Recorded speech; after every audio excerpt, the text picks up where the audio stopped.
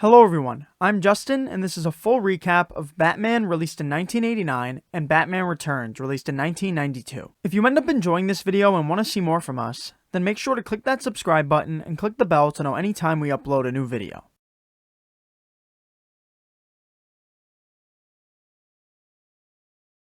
50 years after Batman's first comic book appearance in Detective Comics 27, published in 1939, and after the character had gone through various changes from a dark, brooding vigilante to a campy, colorful, and comedic crime fighter, and eventually back to the Dark Knight, Warner Brothers decided to bring a serious iteration of the character to the big screen for the first time, with 1989's Batman, starring Michael Keaton as the Caped Crusader and directed by Tim Burton, which proved to be an immediate success, racking in $411 million worldwide at the box office, on a budget of just $35 million. So, understandably, a sequel was quickly greenlit and given a larger $80 million budget. But although it still did well at the box office, making $266 million worldwide, Warner Brothers felt the film underperformed, eventually resulting in Tim Burton being replaced by director Joel Schumacher, and Michael Keaton being replaced by Val Kilmer for the third Batman film, which served as a sort of reboot called Batman Forever, released in 1995, before Kilmer was then also replaced by George Clooney for the fourth installment, Batman and Robin, released in 1997. We're not going to be covering those two films today though, since they feel more like their own standalone Batman films, rather than a connected franchise like the first two films do. And instead, we're going to be running through everything Michael Keaton's Batman has gone through so far, as he'll be making a return in the upcoming DCU film, The Flash, releasing June 16th. Before we get into our recap though, make sure, if you haven't already, to go watch the 1989 and 1992 Batman films, which will be linked in the description so you can enjoy them for yourself. But if you have seen them and are just looking for a quick refresher, then you've come to the right place. The franchise opens following a tourist family as they try to navigate their way through Gotham City and back to their hotel, before, while cutting through a back alley, the father is mugged and the mother and son are threatened by a couple of criminals. It isn't long before said criminals get their comeuppance though, as they're quickly found by the Batman, who knocks one of them out before dangling the other off the roof and leaving him to warn any of Gotham's other criminals of his presence. What are you?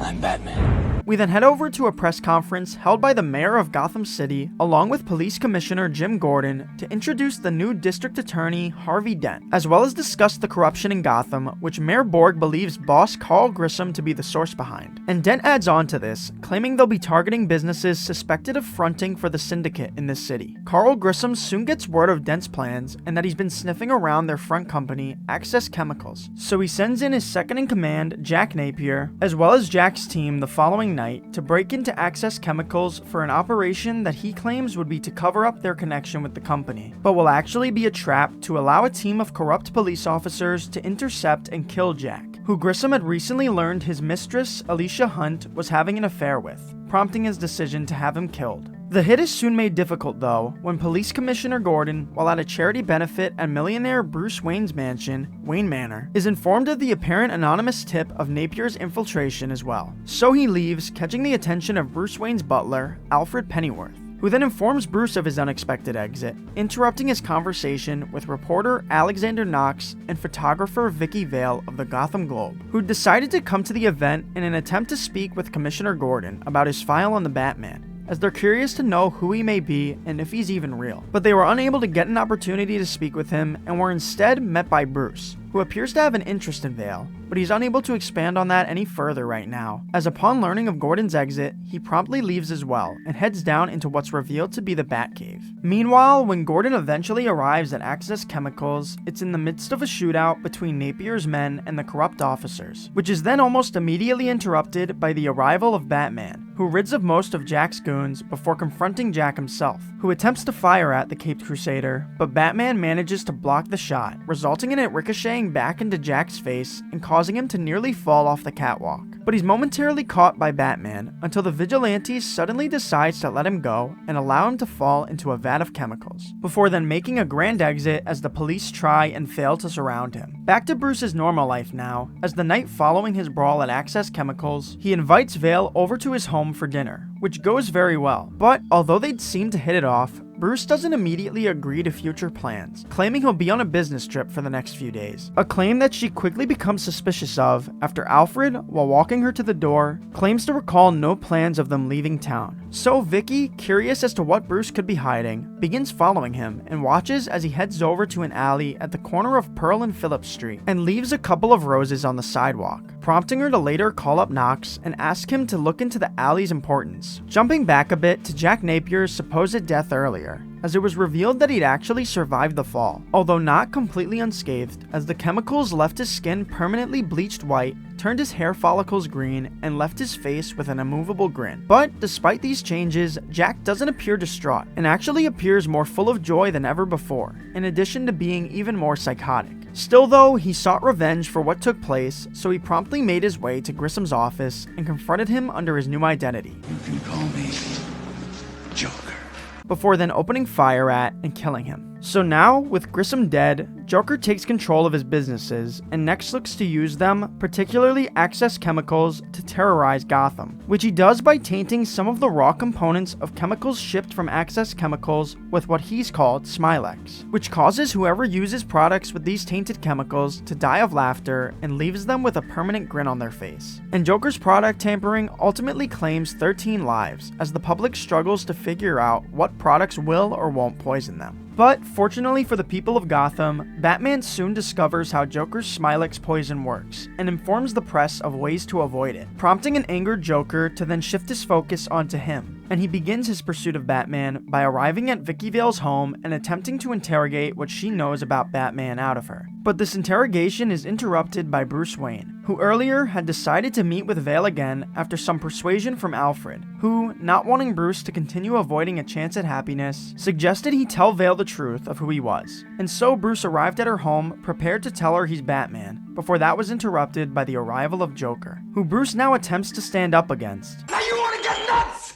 Come on, let's get nuts. But he's ultimately shot for his efforts after Joker asks him a question that he claims has no real meaning, but he still asks of all his prey because he likes the sound of it. You ever dance with the devil in the pale moonlight? He then exits a frightened Vale's apartment, who goes to check on Bruce, but instead discovers he's vanished, having left only a metal plate behind, which is revealed to have blocked Joker's bullet. Vale then heads over to the Gotham Globe and meets up with Knox, who's looked into that alley she'd asked him about earlier, and learned that he was actually where Bruce Wayne's parents, Thomas and Martha Wayne, were mugged and killed while Bruce was a young boy. And we see Bruce now also looking into the file of his parents' murder, which prompts a flashback to the night. And Bruce, while revisiting the memory, realizes that the man who killed his parents was actually Jack Napier, as he'd asked him the same question that night that he did before he was shot earlier. You ever dance with the devil by the pale moonlight?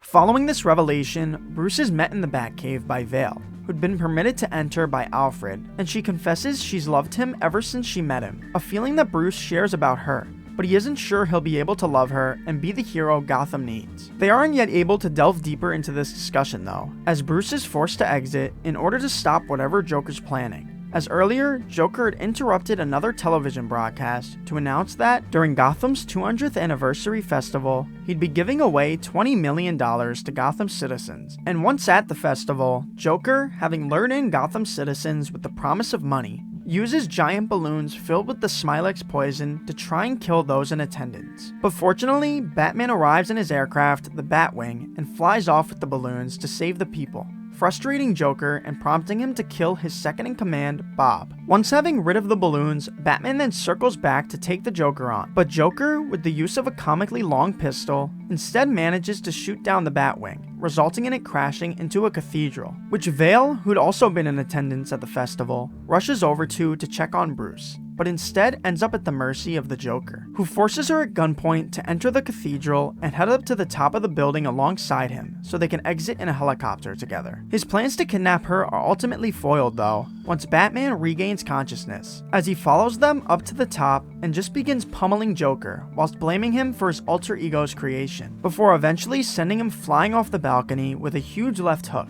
and Joker eventually ends up falling to his death. With the Joker put down for good and his goons all rounded up by the police, Commissioner Gordon, Mayor Borg, and Harvey Dent hold another press conference to celebrate their victory, during which they also read off a letter sent to them by Batman, in which he's vowed to protect Gotham and its people. And they then also reveal the bat signal he'd given them so they can call on him if needed. Bruce, meanwhile, also decides to officially begin a romantic relationship with Vicky Vale, but unfortunately, it doesn't last too long, as at some point over the next 3 years, she finds herself herself unable to deal with his difficulty with duality and decides to break up with him. Also over said 3 years, Gotham elects a new mayor named Roscoe Jenkins, who we're introduced to during his meeting with wealthy industrialist Max Schreck, who's hoping to convince Mayor Jenkins to put pen to paper for the construction of his new power plant. But Jenkins refuses to sign off on the project, believing it to be unnecessary with Gotham already having a power surplus. Following this meeting, Schreck, along with his son Charles, also known as Chip,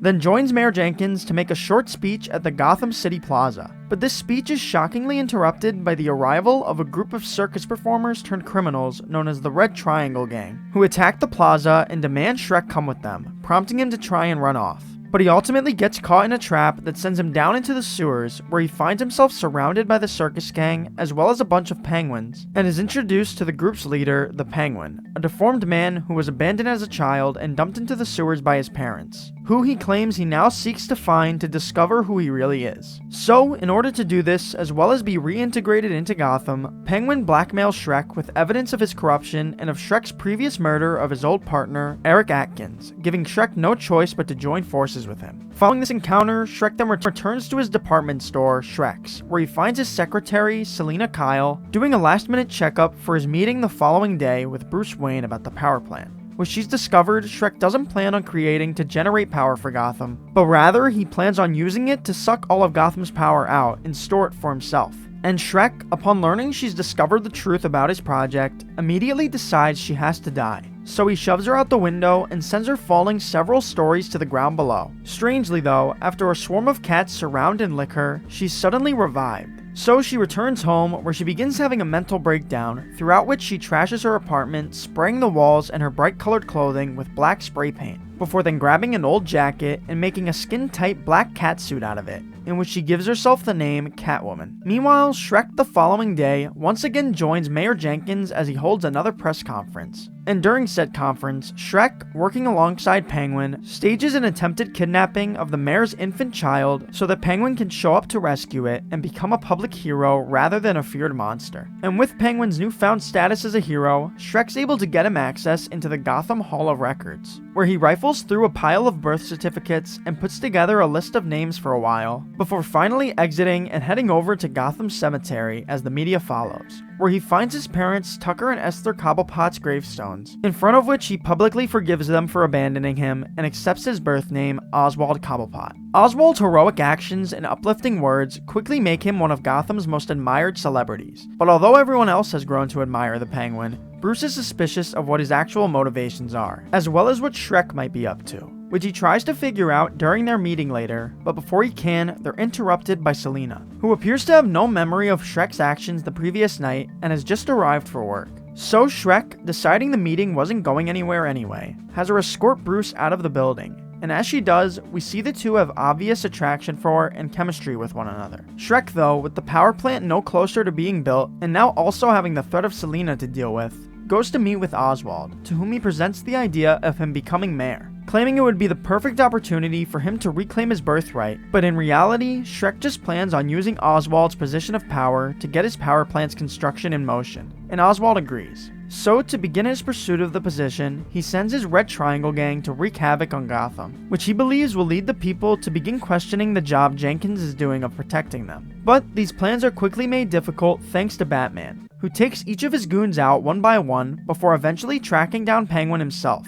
although his conversation with him is cut short by Catwoman's arrival, which is immediately followed by an explosion she'd caused at one of Schreck's stores, and this distraction allows Penguin to escape, while Batman continues chasing after and enters a brawl with Catwoman on a rooftop, during which she manages to land a stab with her claws through his armor and into his abdomen, prompting him to right hook her off of the building and down onto a truck of gravel below. Frustrated by Batman's interruption of her plans, Catwoman then decides to meet with Penguin, to whom she proposes the idea of them working together to frame Batman and turn the people against him, to which Penguin agrees. So the two form a plan for Gotham's Christmas tree lighting the following night. Prior to that though, Selina finds herself occupied with Bruce Wayne, who she stumbles across while in public, and after a short conversation, Bruce ends up inviting her over for dinner that night, which doesn't take long to start getting hot and heavy, but their time together is unfortunately interrupted by a news broadcast revealing that Gotham's Christmas-themed beauty queen, the Ice Princess, has been kidnapped, with the only evidence of who may have been behind it being a bloody batarang, which Batman had lost during his brawl with the clown gang earlier. So Bruce is forced to leave in order to stop whatever Penguin's planning, while Selina's forced to leave so she can aid Penguin. Upon arriving at Gotham Plaza, Batman quickly manages to find where Penguin was hiding the Ice Princess. But before he can rescue her, he's intercepted by Catwoman, who lands a few shots before taking the Ice Princess to the balcony, off which she's sent flying after Penguin shows up with an umbrella full of bats, making it appear that her death was Batman's doing. So Commissioner Gordon and a couple of officers rush up to the balcony and end up shooting Batman off of it as well. But miraculously, he's able to avoid falling to his death. He's immediately found again by Catwoman though, and the two notice a mistletoe above them, which Batman says can be deadly if you eat it, to which Catwoman responds, "But a kiss can be even deadlier if you mean it." She then goes to impale him as she did earlier, but his reinforced armor successfully thwarts the blow, and after punching her off of him, he's able to make his escape. Still though, her and Penguin's actions appear to have successfully made Batman an enemy of the public, which Penguin looks to celebrate with her in the bedroom, but she bluntly turns him down. So he instead attempts to kill her by wrapping her in his helicopter umbrella and sending her flying up into the sky, resulting in her ultimately crashing to the ground below, but once again, she manages to survive the fall. The following day, Penguin then holds a press conference to run down Mayor Jenkins and villainize Batman, but the people's opinion of him is also soon turned sour, as Bruce, from within the Batcave, manages to hack into the speakers and interrupt his speech, with a recording he'd taken during their encounter earlier of him admitting to lying to Gotham citizens, which prompts those in attendance to rain booze as well as various objects down onto Penguin, who Shrek completely abandons, so Penguin decides to bring an end to his ruse and return to the sewers once again, in which he explains his next course of action to the Red Triangle Gang, revealing that tonight, during Shrek's masquerade ball, he plans on kidnapping all of the firstborn sons of Gotham City and drowning them in the sewer. Meanwhile, on the surface, as Penguin sets his plan in motion, Wayne attends Shrek's ball in hopes of encountering Selina, which he eventually does, although he soon learns she has bad intentions as she reveals that the reason she decided to attend the ball was so she can kill Shrek, which Bruce immediately tries to talk her out of, but she just responds with a kiss, before then noticing a mistletoe above them and saying the same quote Batman had told her earlier about the mistletoe being deadly if you eat it. A kiss can be even deadly. And with that, Selina realizes Bruce is Batman, and Bruce realizes Selina is Catwoman. But before either of them can act on this, there's a sudden explosion in the middle of the dance floor caused by Penguin, who's arrived to capture Gotham's favorite son, Chip Shrek. But he's talked out of this by Max, who convinces Oswald to take him instead. And so, Max ends up trapped in a cage within the sewers while Oswald's plan unfolds. Unfortunately for the Penguin though, the children's abduction is swiftly stopped by Batman. So, Oswald instead moves forward with his backup plan, which involves him sending an army of radio-controlled penguins armed with missiles to kill all of Gotham. But this plan is also foiled by Batman, who while approaching Penguin's lair in the Bat ski boat, and with the help of Alfred, manages to block Penguin's control signal and turn the Penguin army back to the zoo, which his lair is beneath. So he looks to create a diversion by unleashing the Penguin army's missiles onto the zoo. But just as he does that, a bunch of bats come flying out of the Bat ski boat and swarm him, ultimately resulting in him falling backwards into the water below. Within Penguin's lair, meanwhile, Shrek's managed to get hold of the keys to his cage. But immediately after freeing himself, he's attacked by Catwoman, who's interrupted before she can kill him though by Batman, who attempts to talk her down, saying they can move on from this together, and he even tears off his mask. But she refuses to believe in a fairy tale and slashes him across the face, before then killing Max and seemingly herself as well with the use of a taser and the live power line above them. Bruce then rushes over to the destruction she'd caused in search of her, but only finds Shrek's charred corpse within it, before then again being approached by a wounded Penguin, who, as a result of the overwhelming heat, suddenly collapses to the floor, and his corpse is left to be dragged into the water surrounding them by his family of penguins. Sometime following the battle, we see Bruce being driven home by Alfred, who Bruce suddenly orders to stop the car after he sees what appears to be Catwoman's shadow across an alley wall. But it seems that it may have just been in his head, as all he ends up finding is a black cat that he decides to take home with him. The shadow he saw likely was that of Catwoman's though, as she's seen looking up towards the sky as the movie ends with the bat signal calling out for him. And that was our recap of Tim Burton and Michael Keaton's Batman. If you enjoyed the video or found it helpful in any way, then make sure to leave a like and subscribe to the channel. And also, if you're curious as to what we thought of these two films, as well as every other Batman movie to date, then you should check out our Batman rankings linked in the description down below. But once again, thank you all so much for watching, and I'll talk to you again soon.